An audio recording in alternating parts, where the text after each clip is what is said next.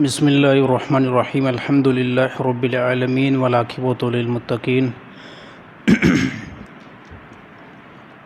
वस्सलातु वस्सलामु अला अशरफिल अंबिया वल मुरसलीन व अला आलिहि व सहबिहि अजमाइन इला यौमिद्दीन फ़अऊज़ु बिल्लाहि मिनश शैतानिर रजीम बिस्मिल्लाहिर रहमानिर रहीम व क़ाला अल्लाहु तआला इन्नमा जज़ाउल लज़ीना युहारिबून अल्लाह व रसूलहु वयसअऊन फ़िल अर्ज़ि फ़सादन अन युक़त्तलू औ युसल्लबू औ तुक़त्तअ ऐदीहिम व अर्जुलुहुम मिन खिलाफ़िन औ युनफ़ौ मिनल अर्ज़ि ज़ालिक लहुम ख़िज़्युन फ़िद दुनिया व लहुम फ़िल आख़िरति अज़ाबुन अज़ीम।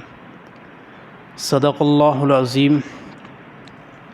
व क़ाल नबी सल्लल्लाहु अलैहि वसल्लम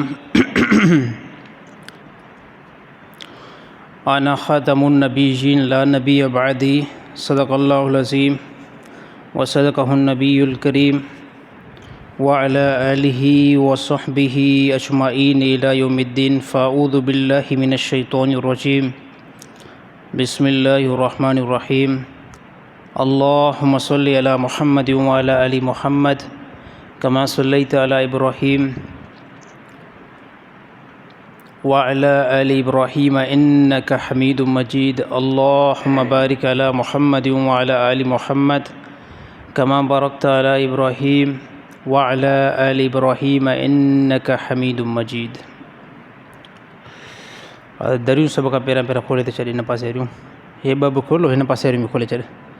साईं खुलियल हुजनि, ठीकु आहे। वरी माण्हू थींदा, वरी बुट बि हाई फाई थींदी। या हाली बंदि हुजे पोइ आख़िरी में खोलींदव। आज़ान हाली छॾेसि, बस जंहिं टाइम आज़ान जे लाइ उथो त पोइ उन टाइम वरी खोले छॾियोसि। मुंहिंजा मोहतरम मोहसिन दोस्तो, अल्लाह रब्बुल इज़्ज़त जा एहसान थिया जीअं अल्लाह ताला तव्हां असांखे पंहिंजे घर में अचण जी तौफ़ीक़ अता फ़रमाई आहे। उहो अल्लाह ताला पूरी काइनात जे मथां ग़ालिब आहे, पूरी काइनात जे मथां शहनशाह आहे। उन अल्लाह ताला मुख़्तसिर वक़्त जे लाइ तव्हां असांखे दुनिया तरफ़ मोकिलियो आहे। अल्हम्दुलिल्लाह, हज वारो मरहलो जेको आहे कंप्लीट थी वियो। तमामु हाजिन पंहिंजो हज मुकमल कयो।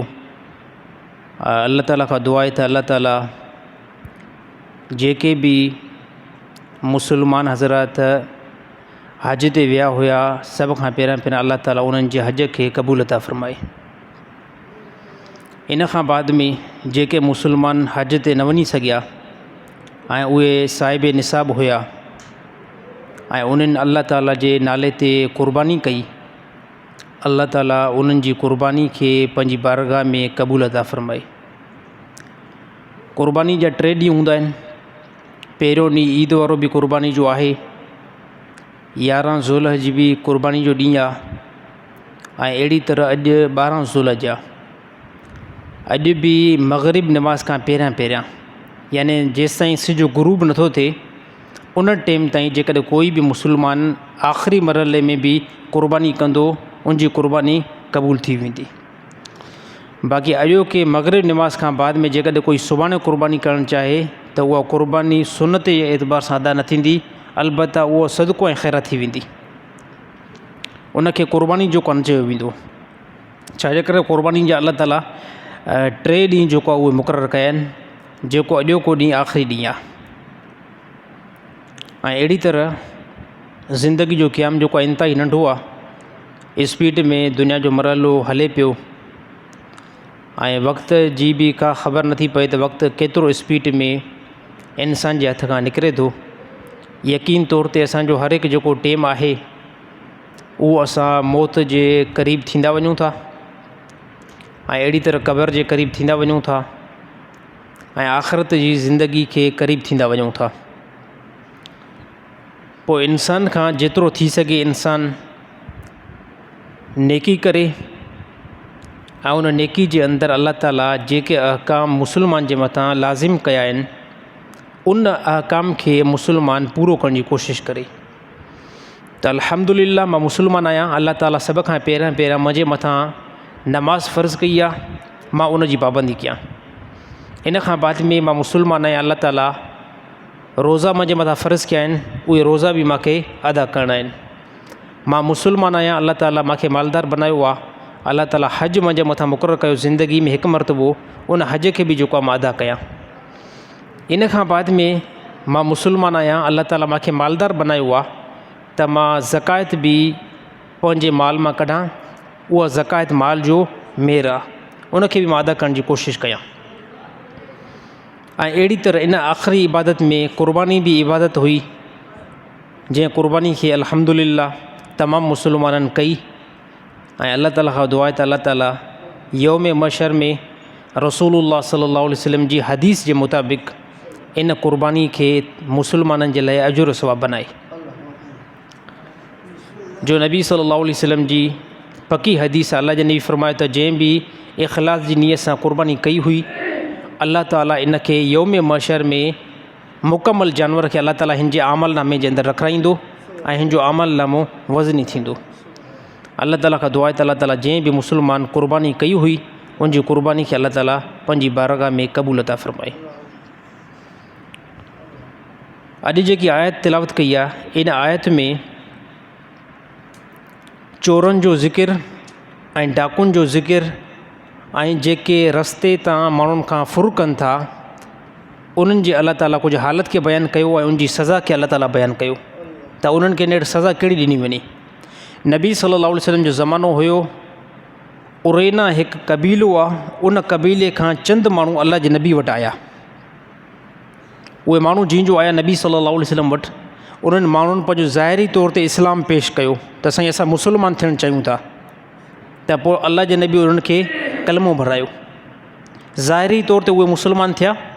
इन खां बाद में उन्हनि जी दिलि जे अंदरि निफ़ाक़ हुयो ऐं हली करे जीअं जो उहे मदीना जे अंदरि 8 ॼणा शख़्स हुया, मुसलमान थियण खां बाद में उनजी तबियत ख़राबु थी वई, उनजी कैफ़ियत ख़राबु थी वई, यानी उनजी तबियत एतिरी ख़राबु थी वई जो उन्हनि जा पेट जेको सुजी विया। पेट सुजण खां बाद में पोइ नबी सल्लल्लाहु अलैहि वसल्लम उन्हनि खे हुकुम ॾिनो त फ़िलाणी जॻह ते सदके जा उठ आहिनि, उते वञी करे उन उठनि जो पेशाब बि पीओ ऐं उते वञी करे उन उठनि जो खीर बि पीओ। हालांकि ज़ाहिरी एतबार सां इहा ॻाल्हि थोरी ॾुखी लॻे थी त नबी सल्लल्लाहु अलैहि वसल्लम उन्हनि खे पेशाब उठ जे पेशाब पीअण जो हुकुम कीअं ॾिनो, पर इन जी डिटेल आख़िरी में असां बयानु कयूं था। बहरहाल उहे 8 जेके हुया जंहिं ज़ाहिरी तौर ते इस्लाम आंदो, उहे विया उन इलाइक़े जे तरफ़ जिते उठ चरनि पिया, उते वञी करे उन्हनि उठनि जो खीर बि पीतो ऐं उठनि जो पेशाब बि पीतो। पोइ उन्हनि जी तबियत सही थी वई। जॾहिं तबियत उन्हनि जी सही थी वई त जेको उठनि खे चारे पियो, सभ खां पहिरियों उन्हनि उन बंदे खे मारे छॾियो ऐं पोइ हिननि छा कयो त उठनि खे बि काहे विया। नबी सल्लल्लाहु अलैहि वसल्लम खे ख़बर पई, अल्लाह जे नबी साहबा खे पोइ ते मोकिलियो त वञी करे इन्हनि खे पकड़ियो ऐं पकड़े करे इन्हनि खे सज़ा ॾियो। सज़ा कहिड़ी ॾियो त इन्हनि जा हथ बि कटियो, इन्हनि जा पेर बि कटियो ऐं इन्हनि जे अखियुनि में सियो विझो। पोइ सहाबा विया, इन्हनि जे पेरनि खे बि सहाबा कटियो ऐं हथनि खे बि कटियो, अखियुनि जे अंदरि सियो विधो वियो। छाजे करे त इस्लाम में धाड़ेल जी कुझु सज़ा आहे, जेको धाड़ो हणे थो त अल्लाह ताला उन जे बारे में सज़ा मुक़ररु कई आहे।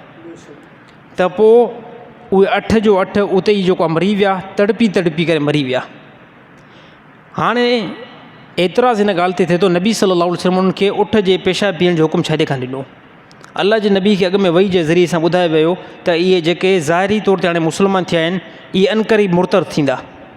जॾहिं उहे मुर्तद थींदा त उहे मुसलमान त रहंदा ई न। पोइ उन्हनि जी तबियत ख़राबु थी वई। जीअं जो तबियत ख़राबु थी वई त पोइ अल्लाह जे नबी उनखे हुकुम ॾिनो त वञी करे तव्हां उठनि जो जॾहिं पेशाब पीअंदव, पोइ तव्हांजी तबियत ठीकु थींदी। उनजा पेट सुजी विया हुया। मदीने में जीअं जो आया उन्हनि जी तबियत ख़राबु ठीकु तरीक़े सां लॻाए, सही आहे।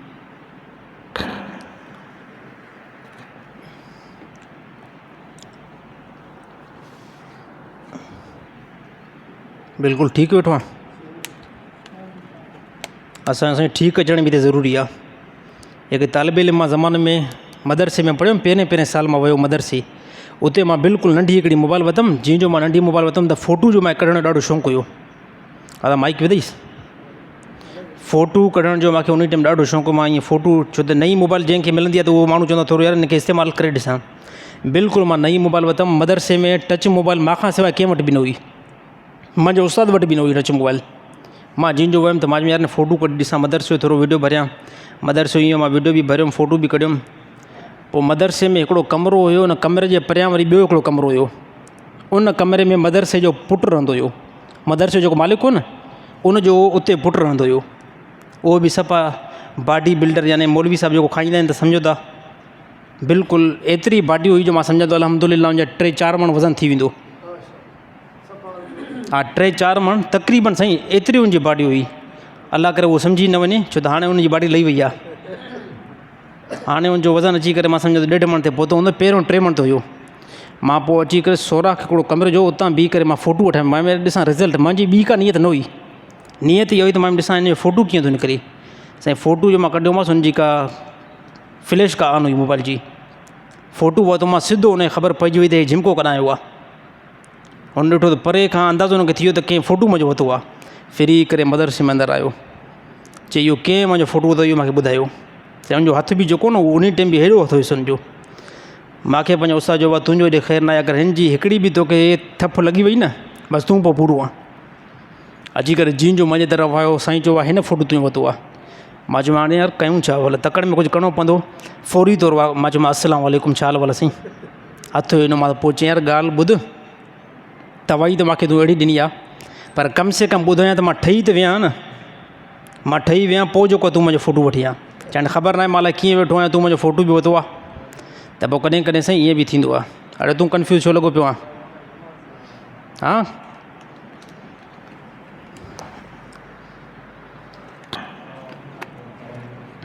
माण्हुनि जो साईं ॾाढो असरु थिए थो। इहे साथी कंफ्यूज़ वेठा आहिनि न, मां कसम खणी ॻाल्हि कयां थो, मां बि कंफ्यूज़ थो थी वञा। अलाए पोइ असरु आहे या को जादुई असरु त न आहे साईं। माण्हू खे कंहिंखे मां कंफ्यूज़ ॾिसंदो, मां ख़ुदि कंफ्यूज़ थो थी वञा। या ईद नई गुज़री आहे, गर्मी बि घणी आहे, इन करे को थी सघे थो असरु। गर्मी बि सफ़ा हद खां वधीक आहे। ॾिसो गर्मी बि बर्दाश्त नथा करे सघूं, सर्दी बि बर्दाश्त नथा करे सघूं, त बसि पोइ अल्लाह ताला खां अमान घुरिजे, अल्लाह ताला खां पनाह घुरिजे। त ॻाल्हि हले पई कंहिंजी, कादियानी जी ॻाल्हि पई हले साईं, कादियानी जी ॻाल्हि हले पई। कादियानी जेकॾहिं जानवर खे ज़िबह करे थो, ऐं जानवर खे ज़िबह करे उहो गोश्त जेकॾहिं मुस्लमाननि जे अंदरि तक़सीम करे, मुस्लमाननि जे लाइ इहो गोश्त खाइणु हराम आहे।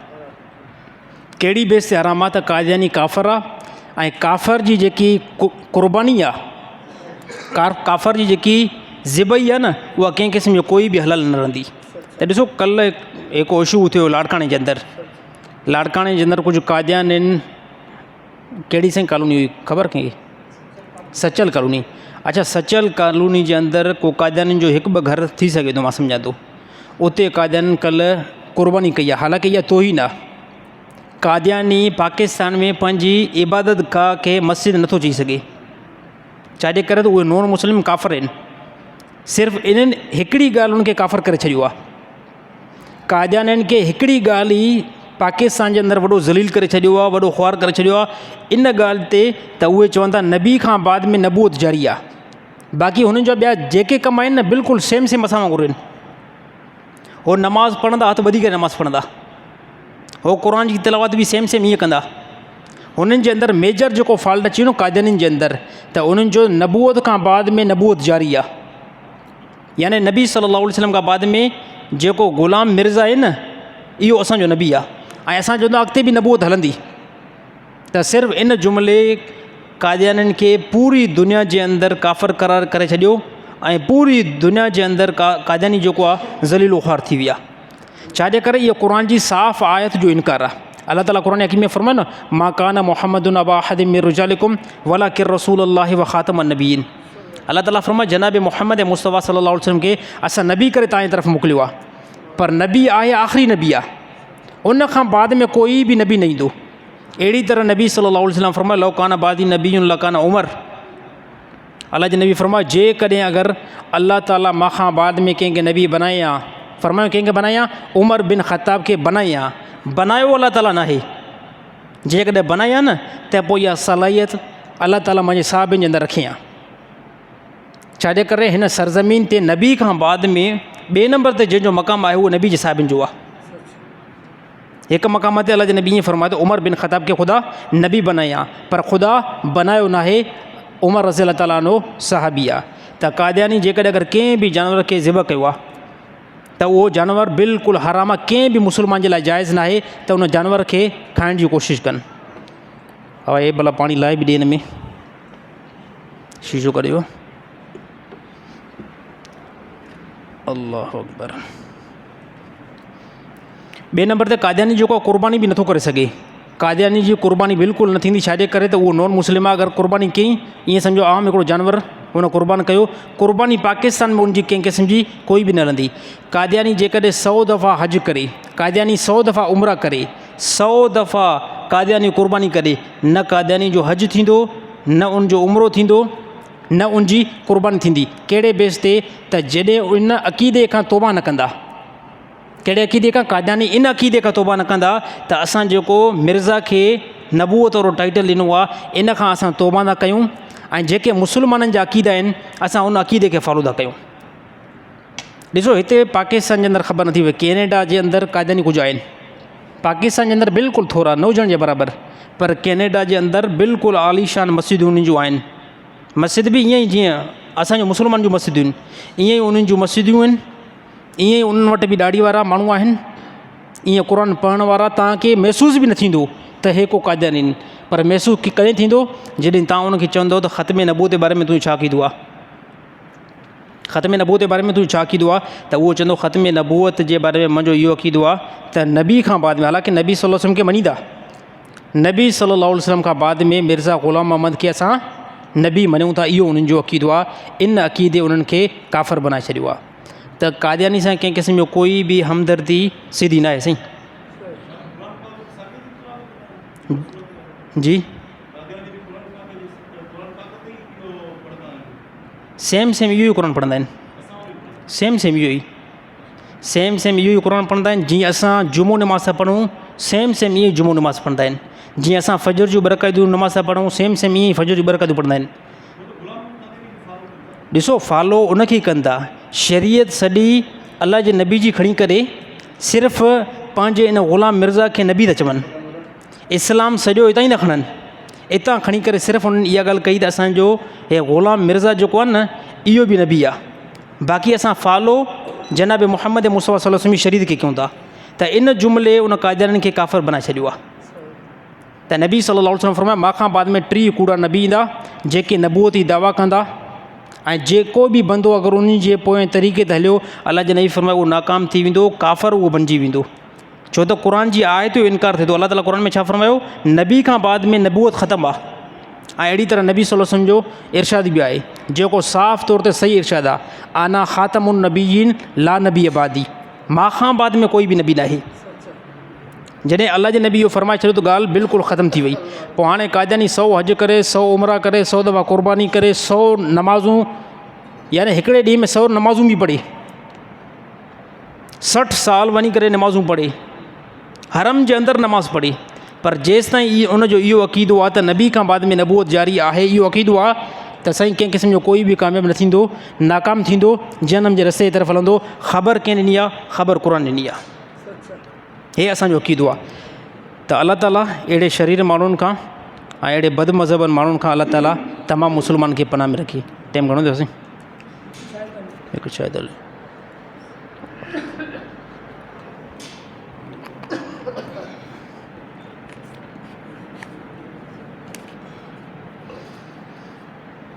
मुंहिंजी साईं दिलि चवे थी त सभु जेके जमाए थी न मस्जिद जे अंदरि सवेर पहुची वञो, सिर्फ़ु अधु कलाकु बयानु कयूं।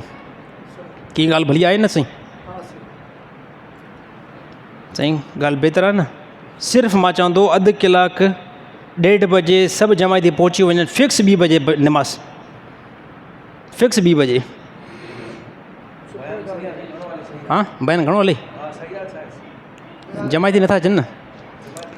हे साईं स्टार्टिंग में जेको न इहो कन्फ्यूजन जो शिकार असां थी था वञूं त पूरा 25 मिंट सिर्फ़ु 2 माण्हुनि जा था ॻाल्हायूं। अचनि? अच्छा साईं जी ॻाल्हि साईं ज़बरदस्त आहे। बसि ठीकु आहे, जीअं सिलसिलो हले थो ईअं हलायूंसि। कारी साहिब जो मुंहिंजी निभाग निभाग कर मां वटि हूंदी आहे जेके उड़िया तुड़ा त मां ॾींदा आहिनि कारी जेको थाणे वारो थाणे वारो हिते वाक़ई ईद जी नमाज़ 3:30 पढ़ाईंदो आहे। 3:30 जुमे जी नमाज़। हा अच्छा वॾो टाइम आहे। करे 4 बि थी वेंदा आहिनि। असां बि भला कयूं भला हिन मस्जिद जो नालो रखूं 2:30 बजे रखो ठीकु आहे। शहदादकोट में जेके बि लास्ट टाइम ते जंहिंखे माई लास्ट में धिको ॾेई करे घर खां कढे पोइ उहो हिते अचे। अल्लाह ताला अमल करण जी तौफ़ीक़ अता फ़रमाए। ख़ुशकी ॾाढी थिए थी बहरहाल साईं मूंखे।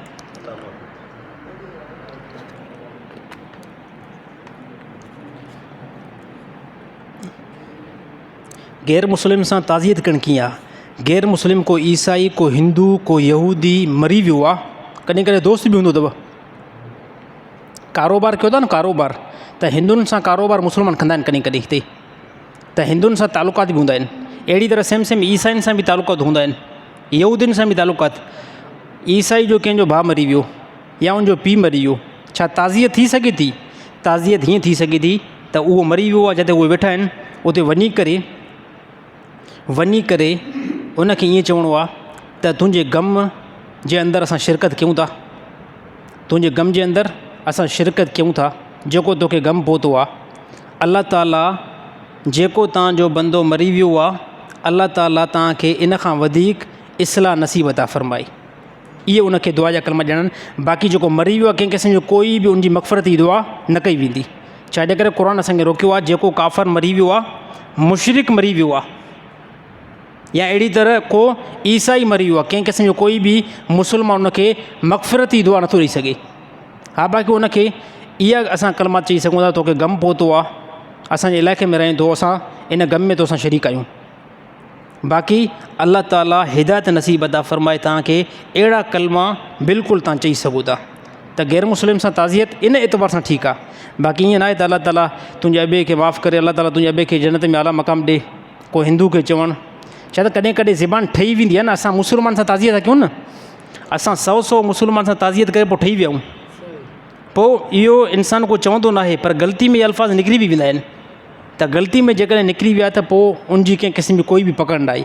बाक़ी सीरियस जे एतबार सां, अकुल ऐं दानाई जे एतबार सां बिल्कुलु इहे अल्फाज़ न आहिनि चवणा त तुंहिंजे अॿे जी अल्लाह ताला मग़फ़रत करे, तुंहिंजे अॿे खे अल्लाह ताला वॾे मक़ाम ते पहुचाए। छाजे करे काफ़र उन मक़ाम ते पहुची न सघंदो। बाक़ी काफ़र जी ताज़ियत थी सघे थी। नबी सल्लल्लाहु अलैहि वसल्लम वटि हिकु यहूदियुनि जो छोकिरो हूंदो जेको अल्लाह जे नबी जी ख़िदमत कंदो हुयो। पोइ अल्लाह जे नबी खे ख़बर पइजी वई त उहो यहूदियुनि जो जेको नंढो छोकिरो आहे न, उनजी तबियत वॾी ख़राबु आहे। फौरी तौरु अल्लाह जे नबी उनजे घर विया, हदीस में साबित आहे। फौरी तौरु अल्लाह जे नबी उनजे घर विया, ऐं जीअं जो अल्लाह जे नबी उनजे घर विया त पोइ उहो इंतिहाई वॾो बीमार हुयो। अल्लाह जे नबी वञी करे उनजी चारपाई याने खट ते वेठा, ऐं उनजे मथे खे अल्लाह जे नबी पंहिंजे हिन रान मुबारक ते रखियो, ऐं पोइ अल्लाह जे नबी फ़रमायो त ए पुटु तूं इस्लाम क़बूल कर। हालांकि उनजो पीउ बि उते वेठो हुयो, त उन पीउ जे तरफ़ ॾिठो, अल्लाह जे नबी ॾिठो त हिन जी हाणे आख़िरी कंडीशन आहे। त पोइ जॾहिं पीउ जे तरफ़ ॾिठई न, पोइ पीउ बि हिनखे चयो त पुटु जीअं नबी सल्लल्लाहु अलैहि वसल्लम तोखे चयो त तूं उअं चओ। त उन चयो ठीकु आहे, मां इस्लाम क़बूल कयां थो, मां मुस्लमान थियां थो। ऐं पोइ मुस्लमान थियो। कुझु टाइम खां बाद में उन यहूदी ॿारु जेको मुस्लमान थी वियो, उनजो इंतकाल थी वियो। अल्लाह जे नबी इंतिहाई वॾो ख़ुशि थिया। अल्लाह जे नबी फ़रमायो हमेशह जी जनम जी बाहि खां हे नंढो ॿारु अॼु बची वियो। हालांकि नंढो ॿारु न बुलूग ते बिल्कुलु करीब हो, पर छोकिरो हुयो। त इन मां मालूम थिए थो जेकॾहिं को काफ़र आहे, उनजी ताज़ियत इन एतबार सां बिल्कुलु दुरुस्त आहे। अल्लाह ताला अमल करण जी तौफ़ीक़ अता फ़रमाए। कंहिं चयो त साईं, हिकु शख़्स चयो त वाह बि जेकॾहिं मस्जिद में हलियो अचे या तबलीग वारा मस्जिद में अचनि त पोइ समूरी मस्जिद खे धोयो वञे, छा उहो अमल ठीकु आहे या न आहे? बिल्कुलु ग़लति आहे। फ़िरका वारियत जे एतबार सां माण्हुनि इहा ॻाल्हि कई त तबलीग वारा जेकॾहिं मस्जिद में अचनि त तबलीग खे धो, तबलीग खे न धो, मस्जिद खे धो। तबलीग वारा मस्जिद में अचनि त सॼी मस्जिद खे धो, वहाबी जेकॾहिं मस्जिद में अचनि त पोइ मस्जिद खे धो। हालांकि साबित कंदासीं, असां साबित कंदासीं नबी जे ज़माने जे अंदरि मस्जिद नबवी जे अंदरि नजरान जा ईसाई अची करे वेठा, ईसाई वेठा। हालांकि ईसाई त मुस्लमान आहे, कम से कम तबलीग वारो मुस्लमान आहे। साईं तबलीग वारो मुस्लमान आहे न आहे? वहाबी मुस्लमान आहे न आहे? वहाबी जेकॾहिं मस्जिद में अचे सॼी मस्जिद खे धो। नबी जे ज़माने जे अंदरि नजरान जा ईसाई आया, ऐं कहिड़ी मस्जिद जे अंदरि वेठा? मस्जिद नबवी जे अंदरि वेठा। के माण्हू चवंदा आहिनि त ओलह जे तरफ़ मुंहुं करे नमाज़ पढ़णु ज़रूरी न आहे, ओलह जे तरफ़ खां ॿिए हंधि अगरि मुंहुं करे नमाज़ पढ़ी त बि नमाज़ थी वेंदी। छा इहो ॻाल्हि ठीकु आहे? न न साईं, बिल्कुलु ग़लति आहे। जेकॾहिं कोई बि बंदो ओलह जे तरफ़ मुंहुं नथो करे, ओलह जे तरफ़ सम्झो था न, जॾहिं सिजु लहे थो साईं, ओलह इनखे चइबो आहे न, इन जे तरफ़ जेकॾहिं कंहिं बि मुस्लमान मुंहुं करे नमाज़ न पढ़ी, मुस्लमान जी नमाज़ ई न थींदी। इन जो दलील क़ुरान हकीम का आहे। अलाह ताला फरमायो फ़वल्ले वजहक शतर अल मस्जिद अल हरम, तव्हां पंहिंजी नमाज़ जे एतबार सां मुंहुं कयो खाना काबा जी तरफ़। त खाना काबा पाकिस्तान जे सेंटर जे एतबार सां ओलह जे तरफ़ वेंदो आहे। असां पाकिस्तान में वेठा आहियूं न, त पाकिस्तान जा समूरा इलाइक़ा खाना काबा ओलह जे तरफ़ वेंदो आहे। पोइ हाणे हे कॾहिं कॾहिं ज़मीनी एतबार सां फ़र्क़ु थी वेंदो आहे, त असां कराची वेंदा आहियूं त असांखे काबा यानी तरफ़ हिन तरफ़ नज़र ईंदो आहे, ओभर तरफ़। मूंखे त ईअं महसूसु थींदो आहे, पोइ ॿिनि खे अलाए कीअं अचे, चेंज हूंदो आहे। ऐं अहिड़ी तरह हालांकि हूंदो उहो ओलह ई आहे, पर थोरो प्रॉपर्टी जे एतबार सां हा उते ई। हाणे जामशोरे असां वेंदा आहियूं, उते मूंखे हिन तरफ़ ओलह लॻंदो आहे। हालांकि ओलह पंहिंजी जॻह ते हूंदो आहे, जेकी प्रॉपर्टी या रस्ता आहिनि, उहे रस्ता जो उबता ठहियल आहिनि, सुबता ठहियल आहिनि न, त पोइ उन जे एतबार सां मां चवंदो आहियां यार ओलह हाणे हिन तरफ़ आहे। बाक़ी ओलह हिकु ई सेंटर ते आहे। पाकिस्तान में असांजो क़िबलो जेको आहे न, उहो सॼो ओलह जे तरफ़ आहे। हाणे ओलह जे तरफ़ खां हटी करे तूं ॼाणी वाणी ॿिए तरफ़ नमाज़ पढ़ी आहे, जेतिरियूं बि नमाज़ूं पढ़ियूं थी, नमाज़ूं न थींदियूं। इन जो दलील किथां आहे? क़ुरान हकीम का आहे। हे अलाह ताला नबी सल्लल्लाहु अलैहि वसल्लम खे नमाज़ जे अंदरि ई अलाह ताला वही कई, फ़वल्ले वजहक शतर अल मस्जिद अल हराम, तव्हां पंहिंजे मुंहं खे नमाज़ जे एतबार सां मस्जिद हराम जे तरफ़ कंदव, नमाज़ थींदी, वरना नमाज़ न थींदी। अलाह ताला अमल करणी तौफ़ीक़ अता फ़रमाए। घोट शादी में हथनि खे मेहंदी हणे त छा गुनाहगार थींदो? बिल्कुलु गुनाहगार थींदो। छाजे करे? नबी सल्लल्लाहु अलैहि वसल्लम फरमायो उन मर्दनि जे मथां लानत हुजे, उन मर्दनि जे मथां लानत हुजे जेके मर्द औरतुनि वारी मुशाबिद इख़्तियार कनि। त हथनि ते जेकी मेहंदी आहे, रसूलुल्लाह सल्लल्लाहु अलैहि वसल्लम जे ज़माने जे अंदरि औरतुनि मेहंदी हई, ऐं इन खां बाद में बाज़ औरतुनि मेहंदी न हई। पोइ अलाह जे नबी फरमायो त सभिनी औरतुनि खे हुकुम कयो त उहे पंहिंजे हथनि खे मेहंदी लॻाइनि। छाजे करे? मर्द जे हथ में औरत जे हथ में फ़र्क़ु हुजे। अलाह जे नबी इहो हुकुम कंहिंखे ॾिनो? औरतुनि खे ॾिनो, त औरतूं पंहिंजे हथनि खे मेहंदी लॻाइनि, मर्द कंहिं क़िस्म जो कोई बि मेहंदी हथनि खे न लॻाइनि। हा बाक़ी मजबूरी त मर्द लॻाए सघे थो, मजबूरी त साईं सम्झो था। पेरनि खे ॾिसो, कॾहिं कॾहिं साड़ो थींदो आहे त बि डॉक्टर चवंदो आहे पेरनि खे मेहंदी हणो, त हाणे हे इलाज जे तहत असां लॻाए सघूं था। मथे में जेकॾहिं मेहंदी विझण जी ज़रूरत पई आहे मर्द खे कंहिं एतबार सां, त लॻाए सघे थो, बाक़ी हथनि खे नथो लॻाए सघे। छाजे करे? हथनि ते लॻाइण में अलाह जे नबी औरतुनि खे सिर्फ़ु हुकुम कयो आहे, मर्दनि खे अहिड़ी तरह मना थियल आहे। अलाह ताला अमल करणी तौफ़ीक़ अता फ़रमाए। सही ॻाल्हि सम्झ में बि अचे थी? छा मैयत जे जिस्म जा वार ऐं नेह कटणु जाइज़ आहिनि या न?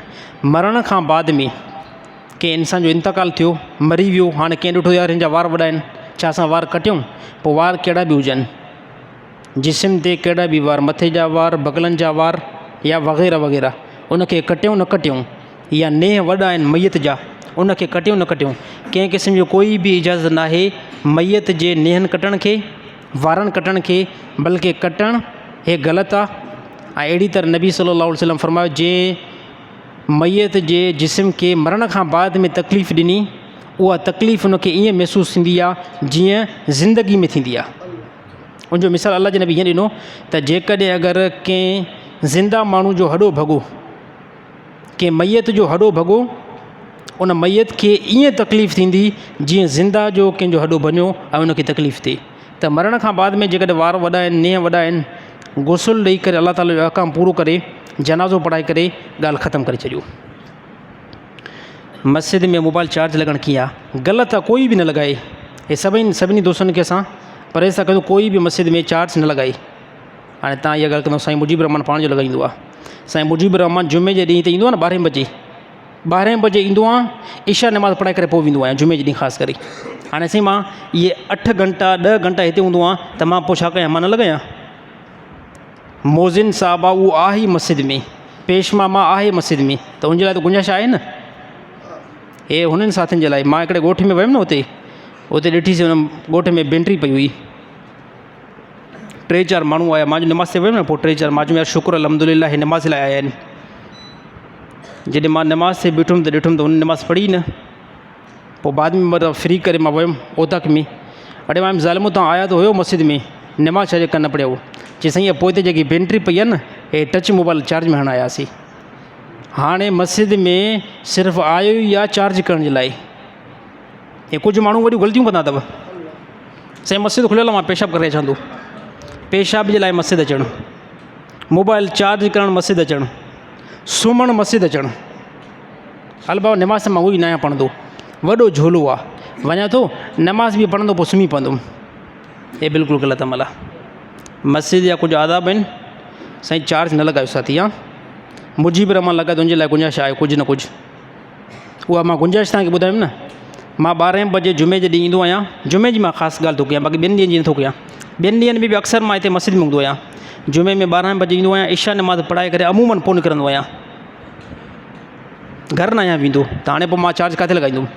बाक़ी ॿाहिरियां साथी एहतियात कनि, हे मस्जिद जी शइ आहे, ऐं मस्जिद जो जेतिरो असां ख़्यालु कंदासीं अल्लाह ताला ओतिरी असांजी ज़िंदगी बनाईंदो। हे मस्जिद आदाब वारी जॻह आहे, हिते बेअदबी नाहे करणी।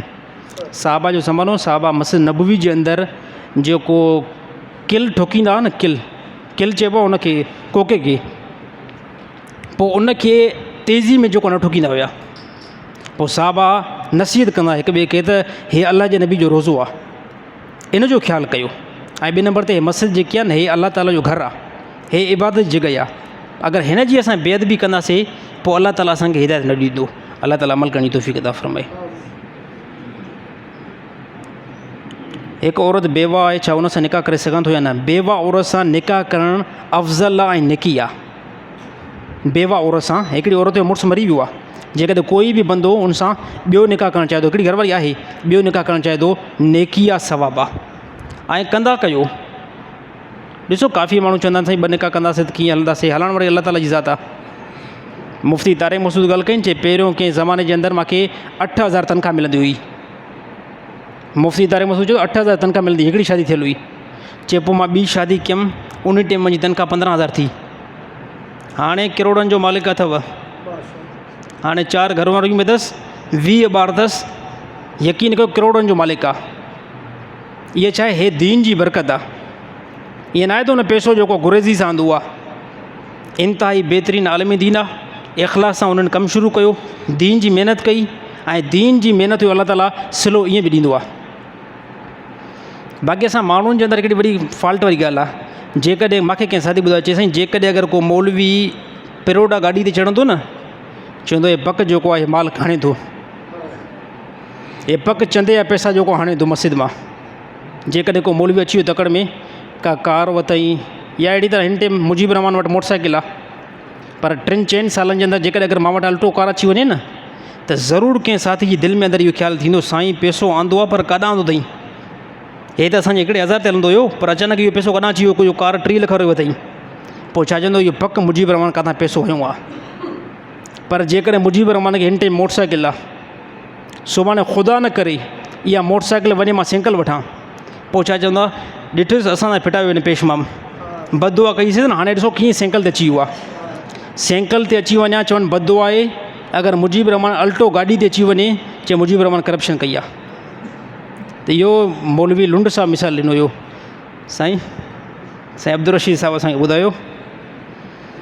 साईं बहरहाल ईअं आहे। साईं अल्लाह ताला अमल करण जी तौफ़ीक़ अता फ़रमाए।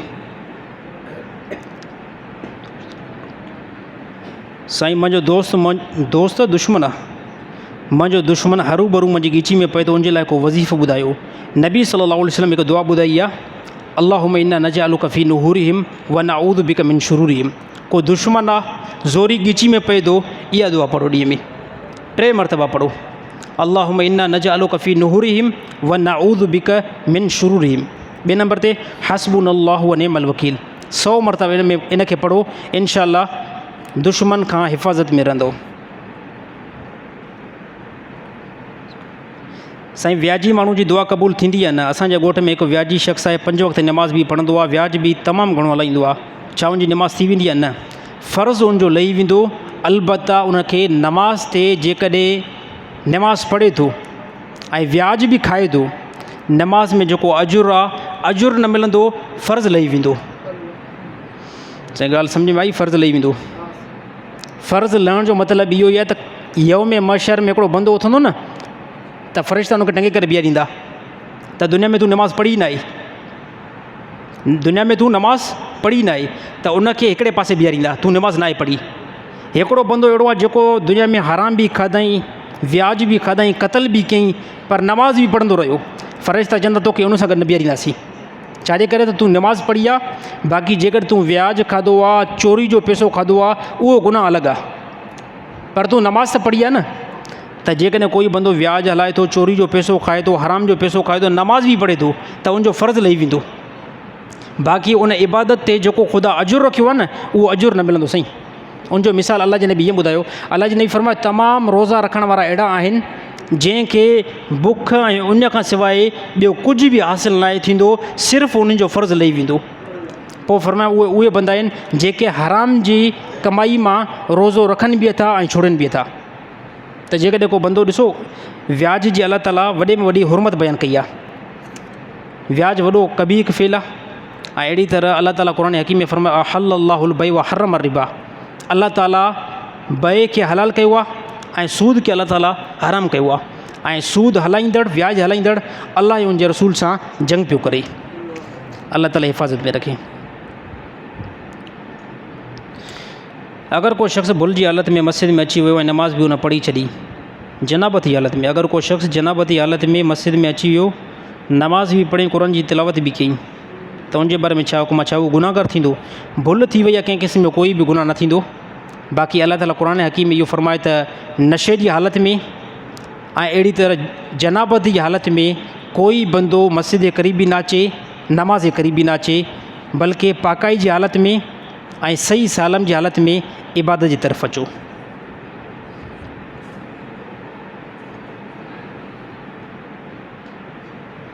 साईं मुंहिंजो कारोबार आहे, दुकान खे का नज़र लॻी वई आहे, काफ़ी टाइम खां वठी करे को रोज़गार ई नथो थिए, को वज़ीफ़ो ॿुधायो। नमाज़ जेको शुरू कयो न, नमाज़ शुरू कयो, अलाह ताला रिज़्क़ के अंदरि बरकत ॾींदो। बाक़ी को साथी इहा ॻाल्हि करे साईं मां नमाज़ बि पढ़ंदो आहियां, पोइ बि जेको आहे रिज़्क़ के अंदरि बरकत नथी अचे, पोइ पक कंहिं गुनाह जे अंदरि तूं फाथल आहीं। उन गुनाह खां तूं तौबा कर। पोइ गुनाह कंहिं बि क़िस्म जो थी सघे थो, बदनज़री करें थो, बद कलामी करें थो, तुंहिंजी ज़बान में गार आहे, या अहिड़ी तरह मौसीक़ी ॿुधनि थो, या अहिड़ी तरह बेहाई वारो को कमु करें थो। गुनाह छा कंदो आहे? रिज़्क़ खे रोकण जो ज़रियो हूंदो आहे। गुनाह जेको न गुनाह, उहो रिज़्क़ खे रोकींदो आहे। अहिड़ी तरह नेकी जेकी आहे उहा रिज़्क़ खे वधाईंदी आहे। अलाह ताला अमल करण जी तौफ़ीक़ अता फ़रमाए। व आख़िरु दवाना अनिल हम्दुलिल्लाहि रब्बिल आलमीन।